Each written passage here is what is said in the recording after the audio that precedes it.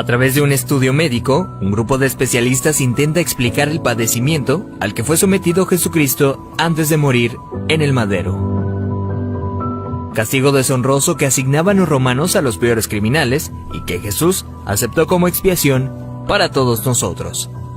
Con 33 años de edad, Jesús sufrió el castigo más cruel y abominable, ocasionándole una muerte lenta y extremadamente dolorosa, padeciendo al menos unas 18 horas.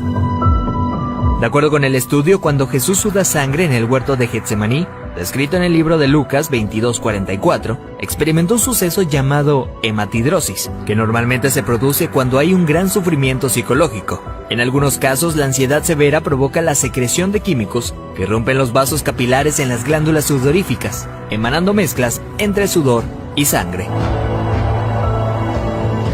La madrugada en la que Jesús fue arrestado, ya debilitado por lo que le habría sucedido en el huerto, fue llevado ante Sanedrín y Caifás, el sumo sacerdote. Fue golpeado por los soldados, quienes le pusieron una venda en los ojos para burlarse de él, le escupían y le abofeteaban. Para este entonces, a raíz de los golpes, ya su rostro empezaba a hacerse irreconocible debido a la hinchazón. Los azotes que Cristo recibió de los romanos eran a causa de otro término terriblemente brutal. El látigo que utilizaban los soldados estaba compuesto por tiras de cuero trenzado con esferas de metal entretejidas. Cuando este impactaba contra la carne, provocaba severos moretones y contusiones, mismas que se abrían con los demás golpes. No contentos con esto, el artefacto con el que se flageló a Jesucristo también tenía pedazos de hueso afilado, provocando además cortadas profundas mientras lo golpeaban. De acuerdo con estudios realizados por historiadores forenses, con frecuencia, quienes eran flagelados con este tipo de látigos llegan a tener exposición de la espina dorsal debido al desgarramiento de la espalda, pues los golpes iban desde los hombros, pasando por la espalda y las piernas, hasta llegar a los muslos, produciendo que la carne del individuo cuelgue en forma de tiras. Mientras sucedía, en el interior de la persona, en este caso Jesucristo, se experimenta un dolor tan grande que debió llevarlo a una conmoción hipovolémica, es decir, que la persona a raíz de la gran pérdida de sangre sufre de taquicardia, pues el corazón acelera su ritmo intentando bombear una sangre que ya no existe, lo que a su vez conlleva una baja presión sanguínea, dando paso a la pérdida de la conciencia. Al mismo tiempo, los riñones dejan de producir orina para mantener el volumen restante. Las personas empiezan a sentir una sed intensa, como reacción del cuerpo para intentar reponer la sangre perdida. Para ese entonces Jesús estaba tan débil que caminar debió ser extremadamente difícil. Aún así tuvo que cargar el pesado madero de aproximadamente 75 kilogramos hacia el lugar de su ejecución. Durante el trayecto nuestro Señor fue humillado, escupido, despreciado por la multitud hasta que se desplomó. Evento que sirvió para que un soldado romano le diera la orden a Simón que llevara el madero un tiempo por él.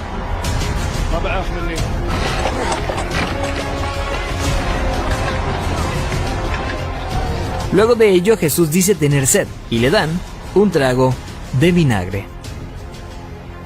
Los criminales condenados a esta pena eran amarrados. No obstante, a Jesús le clavaron de forma horizontal, con las manos abiertas. La viga llamada patibulum aún no se había unido al madero, colocado de forma vertical permanente. Los clavos que se usaban para este hecho eran de entre 13 a 18 centímetros de largo, afilados en punta, con el objetivo de que éste atravesara el nervio mediano. Al romperse ese tendón y poner las muñecas clavadas, Jesús fue forzado a utilizar todos los músculos de su espalda desgarrada para poder respirar. Ya colgado, casi sin poder respirar, al clavarle los pies en el madero, triturando los nervios de los pies, debió haber sufrido dislocación de los hombros, situación que se confirma en el Salmo 22:14, cuando dice: «Dislocados están todos mis huesos». Lo siguiente es una muerte lenta por asfixia.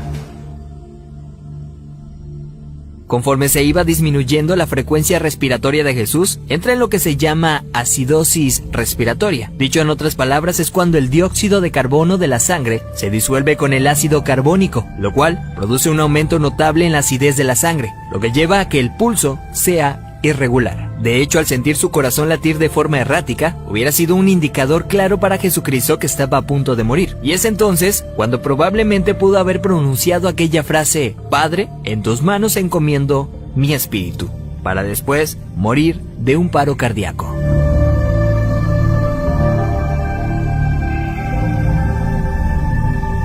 diferencia de otros crucificados, los huesos de Jesús no fueron quebrados. Esto lo hacían para evitar que las personas que pasaban por esto subieran las piernas hacia arriba y con estas se ayudaran para poder respirar. Así, la muerte era rápida en cuestión de unos minutos. Sin embargo, Jesús no pasó por esto, y se sabe porque en registros romanos, hallados años después, soldados describen el hecho, confirmando lo que ya estaba predicho en el Antiguo Testamento acerca del Mesías, donde se menciona que ningún hueso será quebrado. Salmos 34:20. Según dichos registros, un soldado romano clavó en Jesús una lanza en el costado derecho para confirmar su deceso. La lanza penetró el corazón, por tanto cuando sacó la lanza, del orificio salió un fluido claro como el agua, seguido de un gran volumen de sangre, tal como lo describe el apóstol Juan en su Evangelio, testigo presencial de los hechos.